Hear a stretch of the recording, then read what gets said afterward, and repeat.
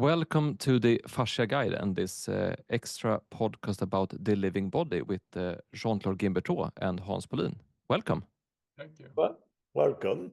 So nice to have you here. I don't know if you know this, but you were actually one of the initiators for the Swedish Fascia Convention and the Living Body conferences, because you sent me an email in January, the 4th of January 2024, where you talked about how happy you were that someone was talking about the living body.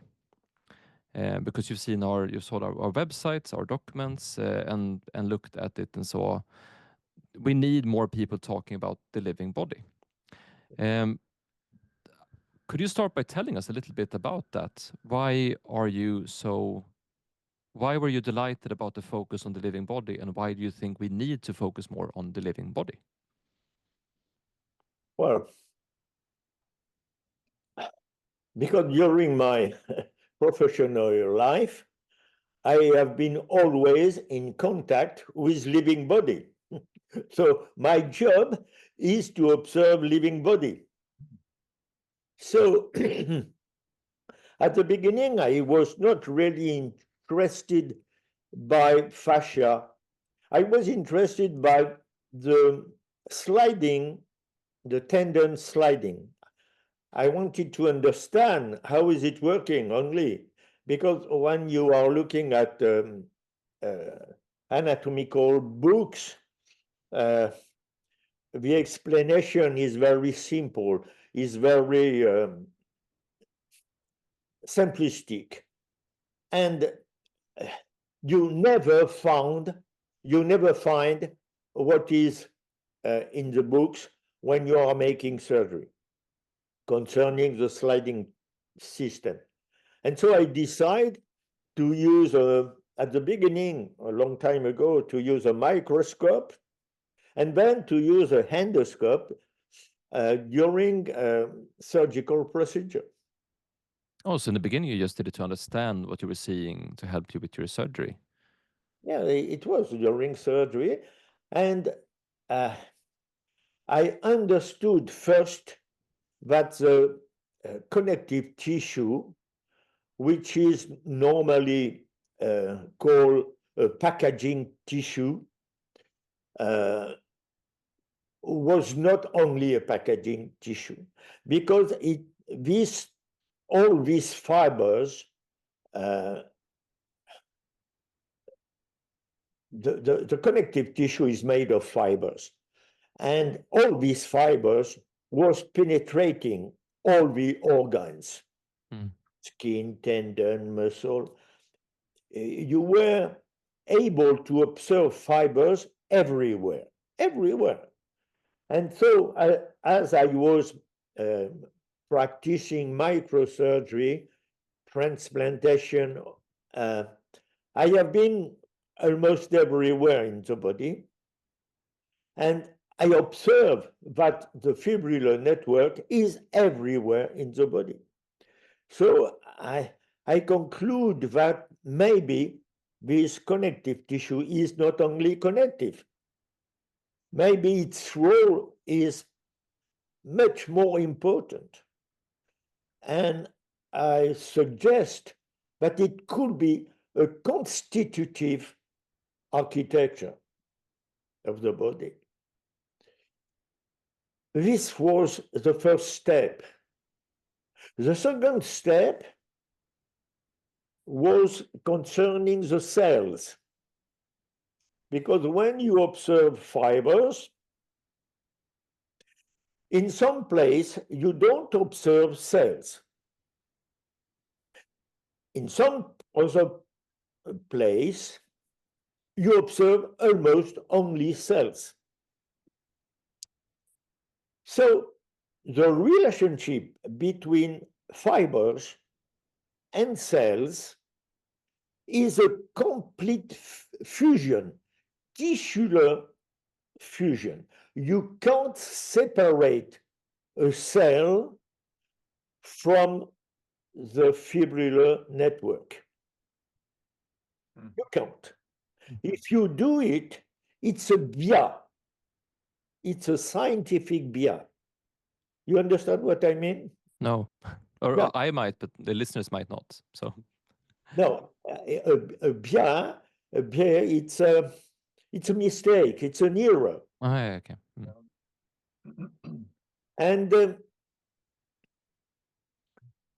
I said, if the fibrillar network is everywhere, and if the cells are in complete fusion with the fibrillar network, I can't imagine that the body is made of separate parts. It's a global. I can conclude only as a global architecture.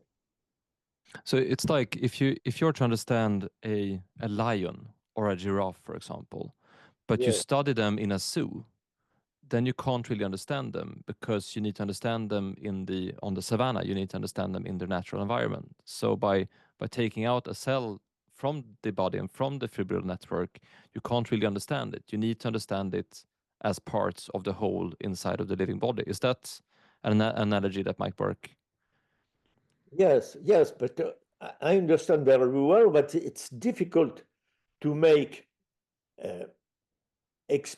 experimental works, technical works on cells when you are making a surgical procedure, of course.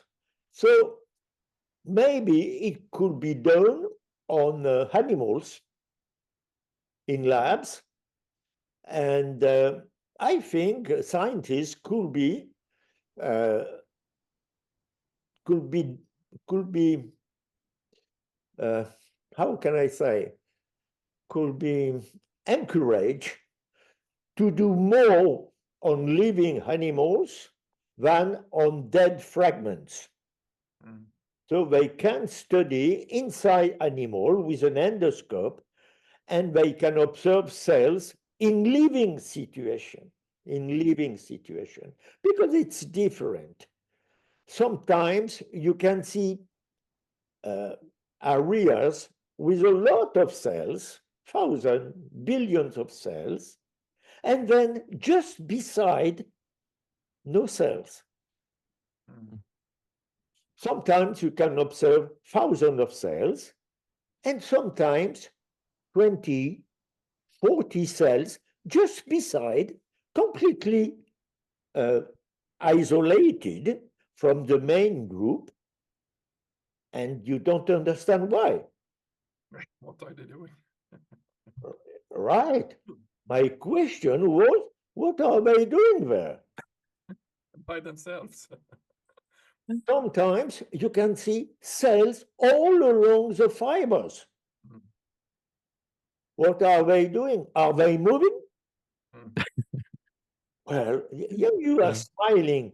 You are smiling. But the conclusion is there is a cellular behavior inside the living body.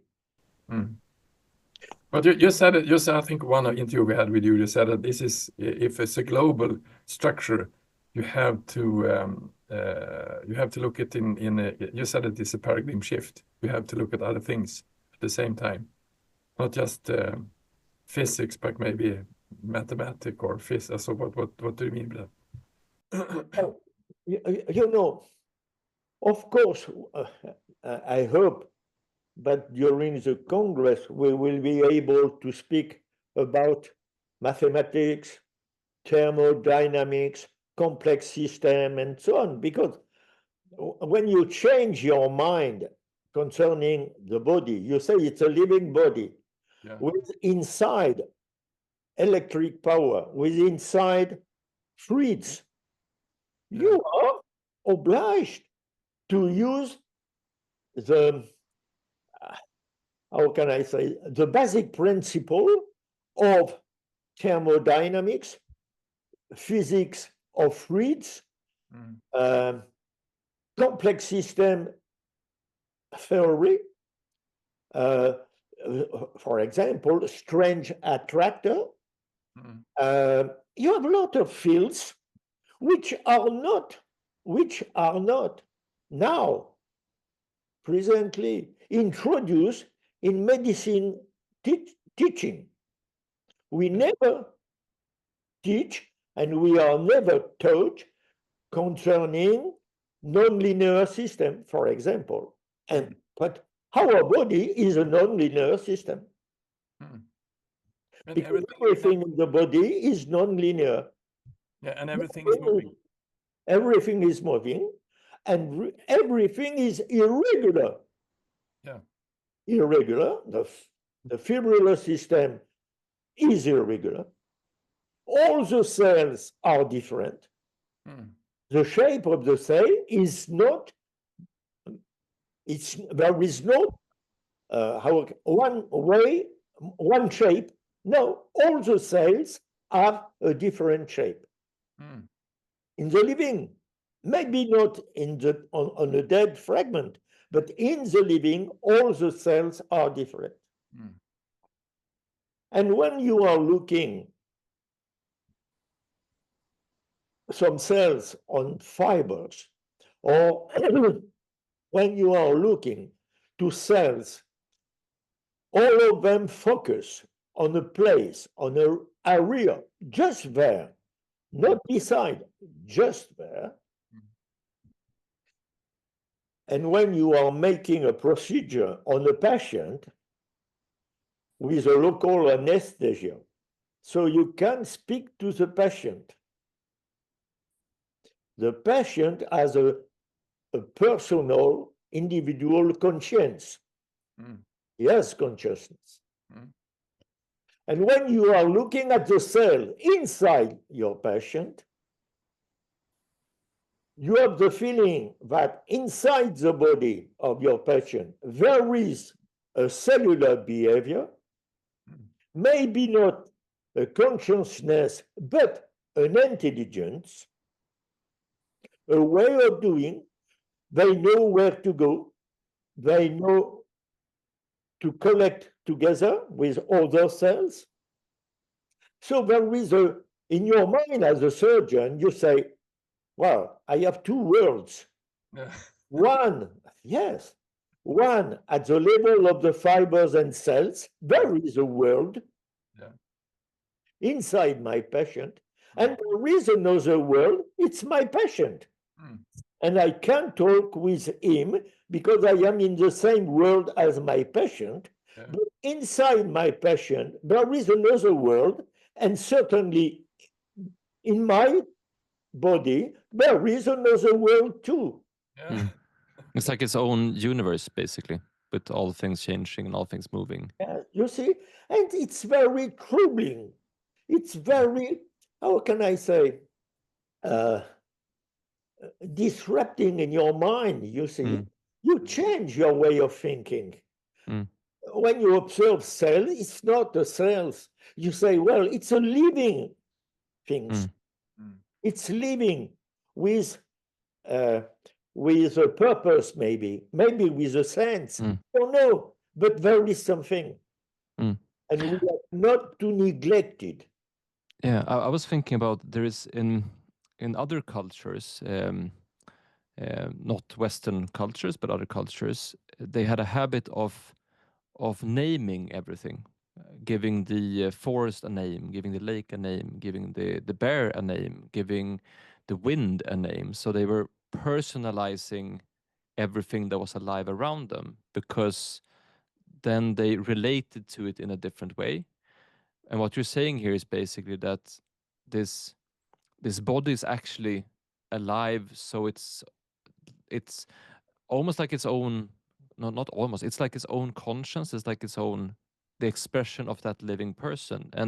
But that's not the way we usually look at the body, right? Because if you open up a textbook in anatomy, then it's all static and it's all still. Yes, but it's a book. It is, yeah, it is. It's a book. And in a book, there is also another point. In a book, you are in 2 dimensions. But in fact, our body is in 3 dimensions. We are volumes. But how was it for you? Because you did your surgeries, you wanted to understand the sliding mechanisms. You used an endoscope to film how it looked, and then you were surprised at how it looked. But how, because you are a surgeon, you're trained in anatomy, you have read all these books. How was it to have that pre-knowledge about how you thought it looked or how people are teaching you that it looks, and then seeing this? Well, it's well, you know, when you are taught as a surgeon concerning anatomy, you are young. You are a young man. You are around 28, 30 years old. And you accept what people are saying to you because normally they know very well and in a better way than you. Then, after, when you are a surgeon, you have to make your job properly. You are interested in technical point of view.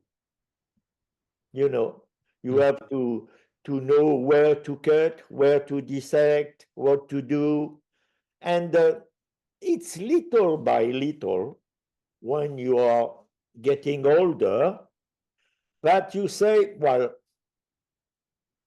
what I have seen during years and years is not really as what I see in a book. It's different. I don't understand how is working the sliding system. And so I want to understand, and so I have to find a way to understand. And the best way is to make movie, to analyze the movie, and to observe what happened in nature. And little by little, your way of thinking is changing. But you know, it's not, well, I don't want to criticize the former way of teaching because it's a slow evolution of the knowledge, and you have to go step by step. And the main difference is not human difference. It's a technical difference. It's technology. Because now we have endoscope, we have cameras, we have digital computer. So it's much easier to understand compared to 1 century ago, for example. At that time, they had no cameras, only drawings. So it's much different. And I think in the future, you will be able to observe inside the living body without any skin incision. I think with RMI, it will be a new revolution to observe inside the body. But it's interesting because we have shown your footage to hundreds of people, ordinary people, body workers, people interested in like entrepreneurs, innovators from all fields of work, and it's almost always the same reaction.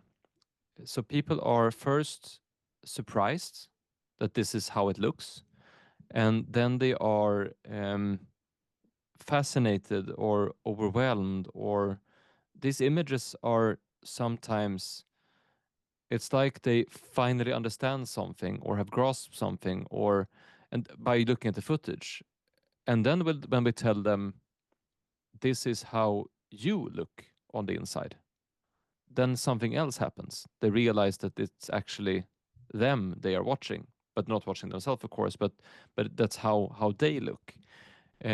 You must have heard this a lot, like the realization. What does the realization of understanding that I am alive, or that this living, my body is alive in that sense? Have you? What has been your experiences with that? Well, as I said previously, my feeling is that globally, people are not really interested. They don't want to know. They don't want to know. And as I said, only a few medical therapists, fascia therapists, osteopath, physiotherapists are really interested. But the general public, very few are interested to know how they are doing, how they are made. Because when you are thinking to your body, it's a beginning of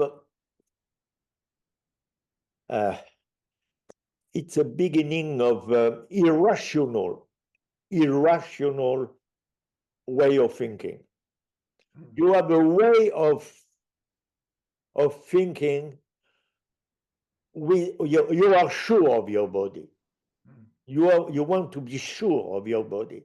And if I show to you that you are made of fibers and some cells, you are more fragile. And so you don't want to be fragile. You want to be ready for life. And it's like a car. You have a very beautiful car. And if I show you that the gas is going to your motor only through a few tubes, very fragile, you say, well, I don't want to know how is it working. I want to use my car. Really. You understand what I say? Yeah. Sometimes my English is not at the we get you. It's it's an uncomfortable realization, and a lot of people don't want to make that uncomfortable realization.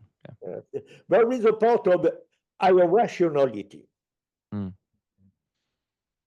Sometimes when you are confronted to the truth or to the reality, you can accept it, but you can refuse it completely.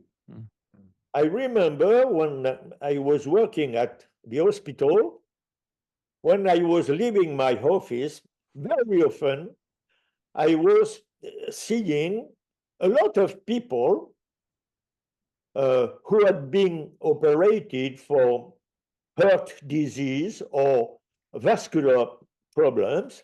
They were smoking a lot of time every day. And I said, well, you have been operated. You know that the cause is that you've been smoking during years and years and years, and you continue to smoke. Do you think of that? And they say, hey, doctor, don't care about me. Go away. You see, so it's difficult to teach people to the reality of things. Very often people refuse that.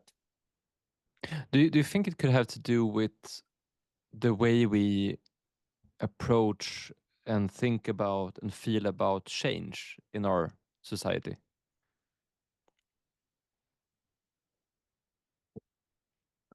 Well, frankly speaking, I don't know. I have tried through my movies, through the videos, I have tried to give the tools, and you use them, to give the tools to increase the knowledge about living body. Now you have tools, you have photos, you have videos, you have conference. Everybody can use it. So I have tried to do that on my way. I think the best way as I said, I think during the last interview, is, for example, to make a movie for general public. Mm. I think it's the best way. Maybe conference, but on the TV screen, if you see the body with beautiful images, you can improve the way of thinking your body. Mm. But otherwise, it will be a very slow evolution. But you mentioned you showed this to surgeons, and not in all of them, but in some of them, they changed the way they approach their surgery, right? Yes. Uh, yes, but surgeons are not scientists. No. But they started treating the body differently when seeing Yes, how beautiful it was. yes. The incisions are smaller, they take care, but it's not the problem of surgeon to No. study connective tissue. It's not its job. So only few of us are really interested in connective tissue, in body organization. Very few, very few. But then I have some good news for you, because we've been using your footage now for, I think it's for 10 years. We've been showing it to people, and the interesting thing is that from our perspective, there is a problem with our collective view of the future. Like, the future is not what it used to be. We don't really believe in the future. And if you look at the statistics now, I saw this commercial the other day that 1 out of 3 people in Sweden would get cancer. And I remember when it was 1 out of 5 or 1 out of 6. And 1 out of 5 is in chronic pain. I remember when it was 1 out of 10. So we are moving in the wrong direction as a society. And this seems to be the idea to solve it, seems to be to put more money in the things that have not worked before. But a lot of people are questioning the way the old paradigm has solved for these problems, and then they're looking for something new. And what's interesting with your footage is that it has created hope, because when you see that things are actually changing all the time, when things are actually moving all the time, then you start to believe that maybe things can actually be better because it's changing. And a lot of people are getting a diagnosis, or they're getting an evaluation saying this is how it is and it's going to be like this for the rest of your life, and then they accept that. But some people are not accepting it. Like, I don't accept waking up with back pain every month. I want to find something to do with it, or to do about it. And then they see that, oh, the body's actually alive. There are things I can do. But I think a problem is that we think that change has to be either a massive radical intervention, or it has to be a surgery, or it has to be a new medication, or it has to be something you put in. But what we have found is that change happens every day from small things. So if I start breathing better every day, if I start moving every day, then that will slowly build up and change the way my body is structured by small changes. But as a society, we're looking for the quick fix. We're looking for the instant thing. But more and more people are starting to wake up to the fact that we are the life that we are living. Like, the life we are living is actually directly affecting our flow and our structure. And that realization is very empowering and hopeful and humbling as well. So there is a new movement. My hope and my bet is that this is gonna actually make some changes. So the work you have done for the last 30, 40 years is reaching a new audience now, which I'm very inspired about. So well, thank you. I hope to be able to help people, and but well, I am in the medical field, and we are not trained for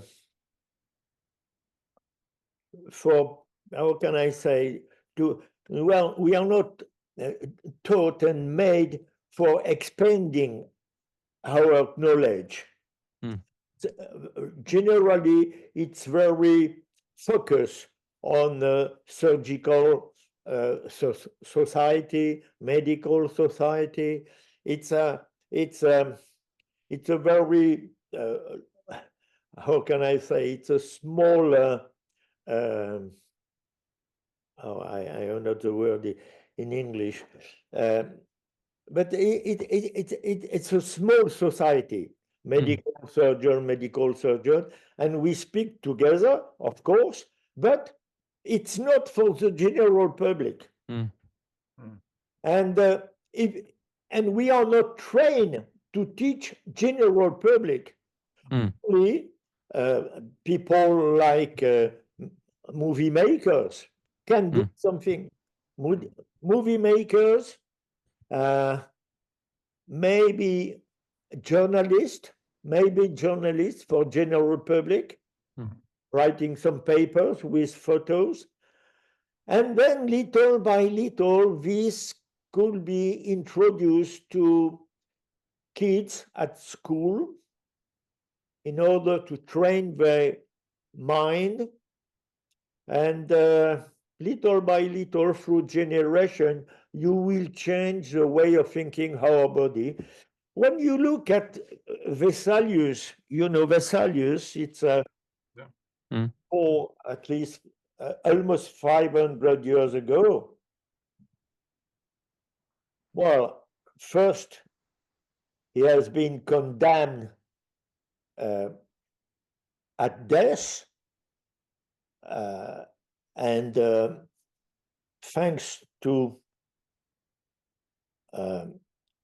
the fact that his father was the doctor of Charles V of Spain, he has been condemned only to go to Jerusalem, but he died coming back.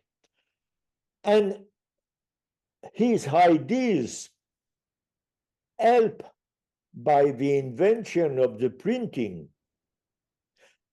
made around one century and a half, almost 2 centuries, to be spread out in Europe. A lot of time for that. So, we have time. We have time. Oh, yeah. And little by little, it will going on. But I don't think it will be very quick. When you talked about the sliding and the fibrous network, we started almost 2 years ago to see if we could help the body to heal scar tissue. So I had a woman who had four children by cesarean, by operation, and 2 operation after that. And the thing I think what we started to see, because if the fibrous network is changing all the time, what happened when you cut it? So we started to try to treat to get rid of the scar tissue within the body.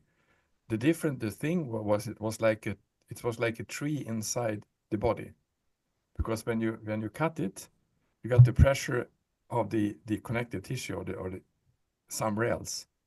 Yeah. So the thing, I think we did 4 or 5 sessions, and she was doing it herself at home. And after 4 times, it was like the pelvis just bam, rocked into the table, because then all the tension was released. And that was interesting, that even the body can get more sliding in the scar tissue. So it's not solid, it's changeable. And I think that was an interesting experience to have, that everything is changeable in some ways.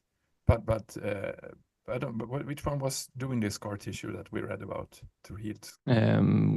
Carol Davis, no? I think it was Carol Davis. So yeah, and she talked about how the one collagen fiber in the arm is actually connected to all collagen fibers all out the body. And if you if you make a pull in that fiber, there will be a continuous pull throughout the whole system, even though it's very, very, very small. So the understanding of how connected we really are on the inside, how everything, and that's also a realization many people don't fully dig into.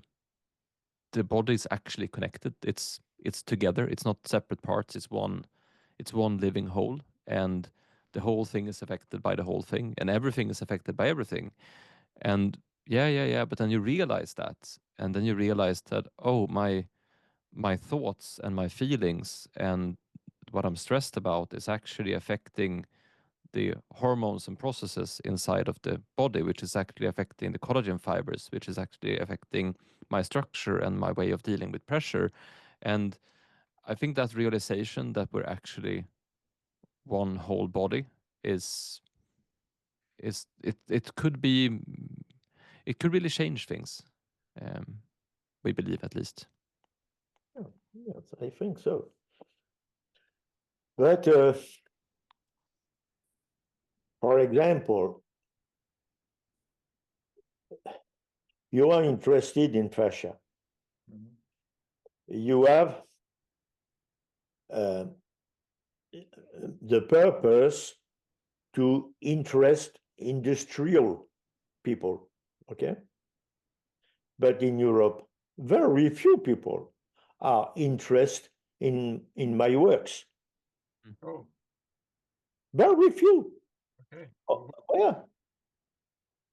During the last 15 years, I had connection only with one company Okay. in Italy. The beginning was in France, and then in Italy, it's Icon company. I have maybe 20 years, at least 15 years ago, I have been in connection with a Storz endoscope company. I present slide, I present movies. I say, I did it with your system, with your endoscope. Can you help me to do better? They say, yes, but they never call me and they never help me. So, Where are the interests if it's not in Europe? Are the interests somewhere else, in Asia or in USA? Or maybe, but you know, I am a I am a French surgeon only, so to have connection in Asia, I have not a lot. You know? So for me, it's not so easy. So no, it's and I for example, I think we can improve the scarring tissue. yeah, We can. I am sure of that. yeah. So we can certainly improve the aging, or the wrinkles on the face, for example. We can improve this way of doing. It's not so bad because now we have injection of glycosaminoglycan, which is a good way, I think. And but thanks to this research, we can improve it. But very few industrial companies are interested because they have no knowledge of the living. So what is you talked before about the difference between the dead and the living. What are the main things or general discoveries, or we talked about change before, we talked about the spontaneity of the body, we talked about everything being irregular. What are the main differences when looking at a dead body and a living body from your experience?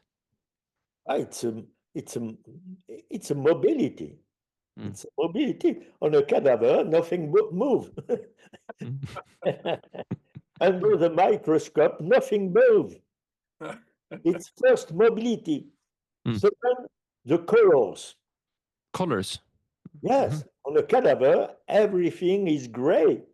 Yeah.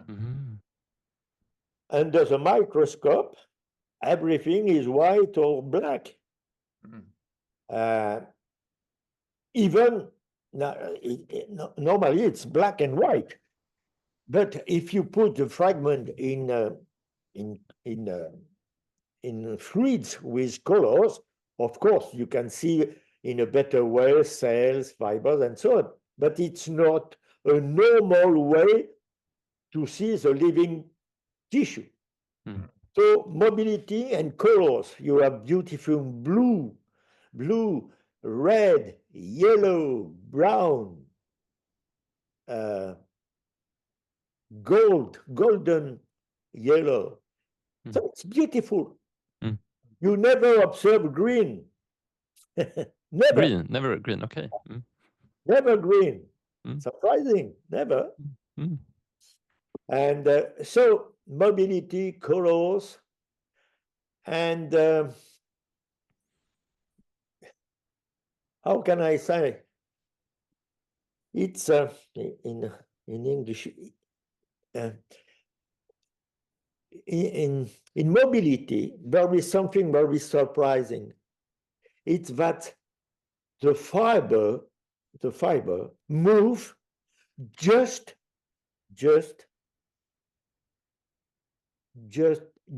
before the needing for movement. Oh, it's moving before it needs to move. It's like It's precautious. It's unpredictable.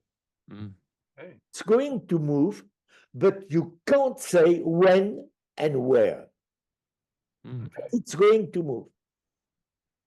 So this unpredictability is really surprising and asking question. Why at the last moment? It's not planned. It sounds rather spontaneous or as you said, unpredictable. And it's interesting to hear you talk about it because, and I've seen you do it on lectures as well. It's almost like looking at a play or a movie or a drama. It's like studying persons or this cell is now moving in this direction and we don't know why. What is it doing? It's almost like a narrative trying to explain what happens in the bodies. It sounds very fascinating and fun and interesting and it must have been really fun doing this. Well, for my way of thinking now, it's completely different from my way of thinking 30 years ago. But yes, it's very different. But it has changed my way for surgery. It has changed my way to appreciate life. To appreciate life. It has changed my relationship with other human. In what way? Well, first,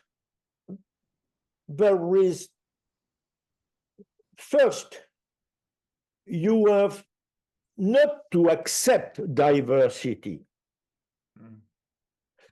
because you are in diversity. It's not a way to accept because you are in diversity. Because of the body. Diversity is everywhere, in your body, but outside of our body. We are all different. We are all unique. All of us is unique. So all the humans are unique. All animals are unique. So the singularity, you understand the word? Yeah. Singularity is everywhere. and there is no better, there is no lower. We are all different, all diverse, and we have to accept, because diversity is everywhere. Mm. So we are among diversity. Mm. All the trees are different. Yes. They're all the shape. Yes. Yeah. So it's the same for the birds. They look similar, but in fact they are different. Mm. Yeah, and I actually had to look it up because the numbers are changing all the time. But it says now that we are 8.22 billion people on this earth. And if everyone is unique, that's a lot of variation. That's always strikes me as very, very fascinating, just how much variation it actually is. If we are 8.22 billion people and everyone is unique. Yeah. That's a great thought. Yes, Axel, but it's the same for horses, it's the same Yeah. for cow, it's the same for mouse. Mm. It's, it's the same for all animals, it's the same for all the trees. Yeah. all the- And what you used to say, Hans, you say that every snowflake is unique. Yeah. Yeah. And of course, I don't say you are more generous, but you are in a better acceptance Mm. all people around you. You accept in a better way. Mm. It must be very humbling as well. Like if you feel humble No, towards. humbling. No, not humbling. No, not humbling. But you accept in a better way. Yes, Mm. Acceptance. Mm. Yes. You don't want to fight all the time. Mm. No. Oh. So you said that you had a dream of showing these images to kids. Why would you like to do your that? dream. It's you. You talked the first about that. Yeah. I said it's a good idea. It's a good idea. Yeah. What do you think would happen if we did that? Well, it has to be first presented by the teacher as inside the body of everybody. Mm. So all of the pupils are made almost on the same way, but all of them are different. Mm. But all of them are unique. So you have to teach to kids that there is no difference between kids. All of them are diverse, but all of them are different, of course, but all of them are unique. Mm. And then you can show beautiful images without blood, without, no, beautiful. And you can find beautiful images showing cells, showing fibers moving, for example. Yes, you can. I will present some beautiful images during my lecture, Mm. and you could select them. Mm.